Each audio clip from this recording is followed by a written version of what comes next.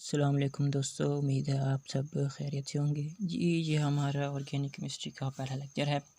इसमें हम introduction of organic chemistry discuss करेंगे। तो शुरू करते हैं ऑर्गेनिक केमिस्ट्री की डेफिनेशन।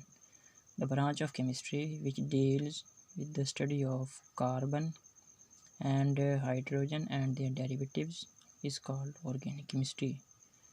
केमिस्ट्री की वो ब्रांच जिसमें हम कार्बन और हाइड्रोजन और उसके डेरिवेटिव्स का मुतालिया करते हैं, जिसको हम ऑर्गेनिक केमिस्ट्री कहते हैं।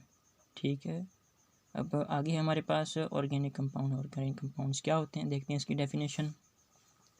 The compounds containing carbon and hydrogen and their derivatives are called organic compounds. यानी वो कंपाउंड जो कि कार्बन और हाइड्रोजन और उनसे अख़ज़ किए गए वो कंपाउंड और उनसे अख़ज़ किए गए कंपाउंड को ऑर्गेनिक कंपाउंड्स कहते हैं।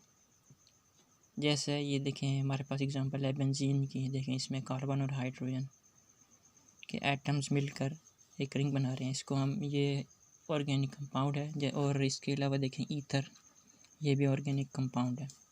ठीक हो गया, आगे चलते हैं हम। वॉलर्स एक्सपेरिमेंट। जी, सबसे पहला जो ऑर्गेनिक कंपाउंड तैयार किया था वो एक जर्मन साइंटिस्ट था जिसका नाम फ्रेडरिक वॉलर था। उसने अपनी लेबॉर्ट्री में सबसे पहला ऑर्गेनिक कंपाउंड तैयार किया था। इससे पहले किसी भी साइंटिस्ट ने ऑर्गेनिक कंपाउंड तैयार नहीं किया था, क्योंकि वो ये सोचते थे कि ऑर्गेनिक कंपाउंड सिर्फ लिविंग ऑर्गेनिजम्स में कुदरती तौर पर तैयार होते हैं। लेकिन जब वॉलर ने सबसे पहला ऑर्गेनिक कंपाउंड बनाया तो उन्होंने भी ऑर्गेनिक कंपाउंड तैयार करने शुरू कर दिए। तो ये देखिए, उसने अमोनियम साइनाइड से यूरिया को तैयार किया था। इसका रिएक्शन देखिए, हमारे पास ये है अमोनियम साइनाइड। उसने इसको हीट किया और इससे यूरिया की फॉर्मेशन हुई। यूरिया जो है ऑर्गेनिक कंपाउंड है। ठीक हो गया, आगे चलते हैं हम।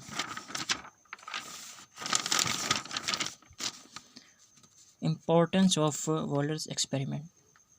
वॉलर्स के एक्सपेरिमेंट की अहमियत। After the work of Waller many scientist started preparing organic compounds in the laboratories. Waller के इस काम के बाद बहुत सारे साइंसदानों ने लेबॉर्ट्रीज में ऑर्गेनिक कंपाउंड तैयार करने शुरू कर दिए। They prepared large number of organic compounds, और उन्होंने बहुत ज़्यादा ऑर्गेनिक कंपाउंड तैयार कर लिए। By now millions and millions of organic compounds have been prepared in the laboratory.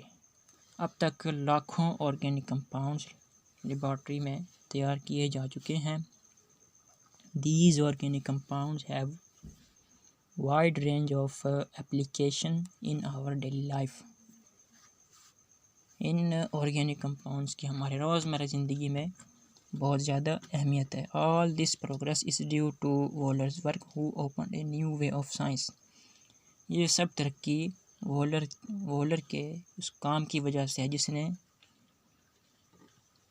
Science में एक नया रास्ता खोला। ठीक हो गया, आगे चलते हैं हम। Features of organic compounds. अब इसके कुछ फीचर हैं, हम फीचर डिस्कस करते हैं। जैसे पहला हमारे पास catenation. The self linking ability of carbon is called catenation. Carbon की खुद की वो सलाहियत जो कि लिंक प्रोड्यूस करे, उसको हम कैटिनेशन कहते हैं।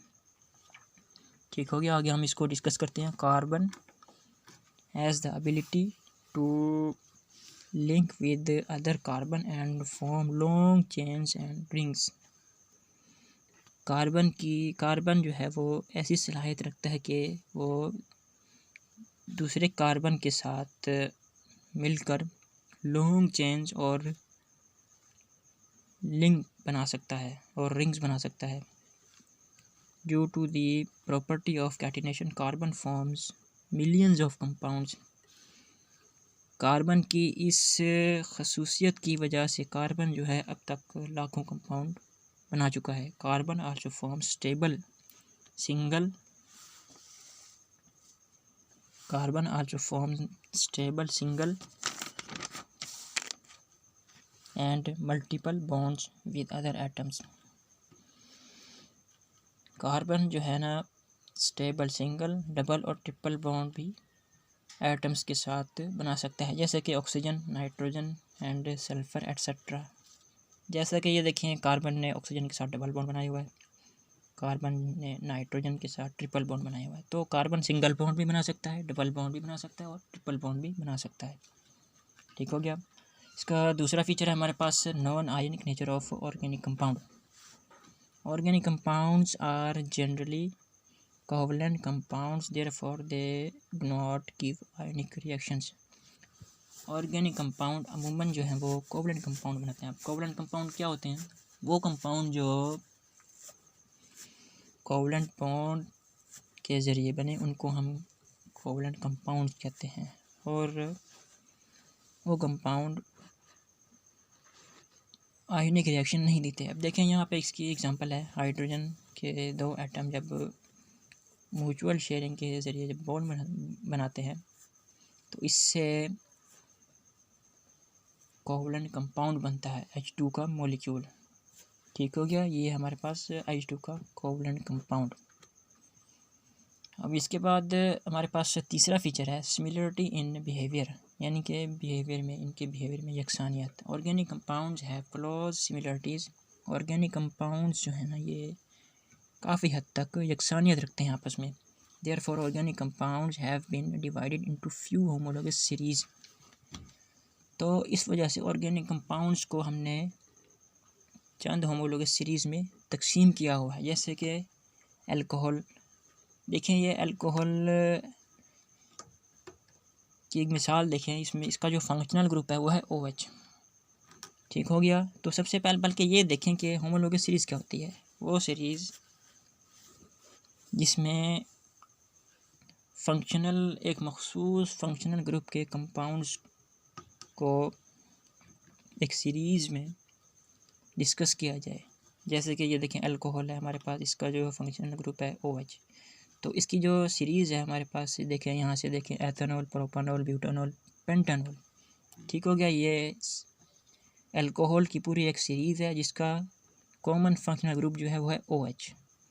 ठीक हो गया। इसी तरह से ये एक सीरीज़ है। और आगे चलते हैं हम। The member of homologous series show almost similar behaviour. Homologous series के जो मेंबर्स हैं वो तकरीबन एक ही तरह के बिहेवियर शो करते हैं। The study of all organic compounds is not necessary. तमाम ऑर्गेनिक कंपाउंड का मुतालिया ज़रूरी नहीं होता। Only study of few homologous series tells the behaviour of all organic compounds. सिर्फ चंद होमोलोगस सीरीज़ का मुतालिया ही हमें ऑर्गेनिक कंपाउंड्स के बारे में बता देता है कि उनका बिहेवियर किस तरह का है। ठीक हो गया। अब हमारा चौथा जो इसका फीचर है वो है isomerism. Many organic compounds with different structure have same molecular formula. बहुत से कंपाउंड ऐसे होते हैं जिनका मोलिकुलर फार्मूला तो सेम होता है, लेकिन उनका स्ट्रक्चर फार्मूला डिफरेंट होता है। This phenomena is called isomerism. तो इस फिनोमिना को हम आइसोमेरिज्म कहते हैं। ठीक हो गया। अब आगे हम इसकी एग्जांपल देखते हैं। देखिए, ये हमारे पास इसकी एग्जांपल आइसोमेरिज्म की। ये देखें, ये हमारा है कंपाउंड N-ब्यूटेन और ये है चेन फॉर्म में है। कि कितने कार्बन है? 4। सिमिलरली इसी तरह यहाँ देखें, यह है आइसोब्यूटेन। आइसोब्यूटेन क्यों है? क्योंकि ये ब्रांच फॉर्म में है, CH3। ये देखें, ये ब्रांच फॉर्म में आ गया है। कार्बन इसके भी 4 हैं, इसके भी 4 हैं। फ़र्क सिर्फ इतना है, ये स्ट्रेट चेन है और ये है ब्रांच। तो इसलिए इनका जो मॉलिक्यूलर फार्मूला है वो सेम है, लेकिन इनका स्ट्रक्चर फार्मूला डिफरेंट है। तो इसलिए इसको हम कहते हैं आइसोमेरिज्म। ठीक हो गया। अब इसका हमारा 5वां फीचर है rates of organic reactions. Organic reactions are generally very slow. Organic जो रिएक्शंस होते हैं वो अमूमन बहुत स्लो होते हैं। The yields are also low. इनकी जो प्रोडक्ट बनते हैं वो भी बहुत कम बनते हैं। It is due to molecular nature of organic compounds. Organic compound की मोलिकुलर नेचर की वजह से इनकी जो प्रोडक्ट फॉर्मेशन होती है वो बहुत लो होती है। अगला इसका फीचर है हमारे पास सॉल्युबिलिटी। पहले तो ये देखें कि सॉल्युबिलिटी होती क्या है। सॉल्युबिलिटी उसे कहते हैं कि किसी भी कंपाउंड की पानी में हल होने की सलाहियत को हम सॉल्युबिलिटी कहते हैं। Most organic compounds are insoluble in water. ज़्यादातर जो ऑर्गेनिक कंपाउंड्स होते हैं वो पानी में हल नहीं होते। These generally dissolve in non polar organic solvent. ये अमूमन नॉन पोलर ऑर्गेनिक सॉल्वेंट्स में हल होते हैं, जैसे बेंजीन हो गई, ईथर हो गया, वगैरह वगैरह। ठीक हो गया। अब आगे इम्पोर्टेंस ऑफ ऑर्गेनिक केमिस्ट्री। अब इसकी इम्पोर्टेंस हम डिस्कस करते हैं, इसकी क्या इम्पोर्टेंस है। Almost all the chemical reactions taking place in the living organisms are organic in nature. तकरीबन तमाम के तमाम जो केमिकल रिएक्शंस लिविंग ऑर्गेनिजम्स में होते हैं वो कुदरती तौर पे ऑर्गेनिक नेचर के होते हैं। They involve organic molecule such as enzyme, carbohydrate, protein etcetera. उनमें एंजाइम हो गए, कार्बोहाइड्रेट्स हो गए, प्रोटीन हो गए, वगैरह वगैरह। तो ये सब क्या हैं, ऑर्गेनिक कंपाउंड्स हैं जो कि लिविंग ऑर्गेनिजम्स में केमिकल रिएक्शन करते हैं। Food is also mainly composed of organic compound. हमारी जो खुराक है, जो हम खुराक खाते हैं, उनमें भी ऑर्गेनिक कंपाउंड पाए जाते हैं, वो भी ऑर्गेनिक कंपाउंड पर मुश्तमिल होती है। जैसे ये देखें, प्रोटीन, गोश्त, लिपिड्स, चिकनाई वगैरह, और कार्बोहाइड्रेट। कार्बोहाइड्रेट ये आटे में पाया जाता है। ठीक हो गया। ये सब के सब क्या हैं, ऑर्गेनिक कंपाउंड हैं। Organic compound are also present in medicines, clothing etcetera. Organic compound जो है ना, ये हमारी अद्वियात में पाए जाते हैं और क्लॉथिंग, कपड़ों वगैरह में। देखें, ये जो कपड़े होते हैं इनमें एक केमिकल होता है नायलॉन, ये उनसे बने होते हैं, और नायलॉन जो है ये ऑर्गेनिक कंपाउंड है। Many other important things have been synthesised. इसके अलावा और भी बहुत सारी चीज़ें हैं जो कि ऑर्गेनिक कंपाउंड से बनी हैं, जैसे प्लास्टिक ये ऑर्गेनिक कंपाउंड है। सिंथेटिक रबर जो हो गया, जो हम इस्तेमाल करते हैं रोज़मर्रा ज़िंदगी में। मेडिसिन्स, अद्वियात वगैरह, पेंट्स, फर्टिलाइज़र्स, खादें, डिटर्जेंट्स, साबुन और सर्फ वगैरह, और कॉस्मेटिक का जो सामान होता है, वगैरह वगैरह। ठीक हो गया। अब तक के लिए इतना ही। उम्मीद है आपको लेक्चर समझ आया होगा।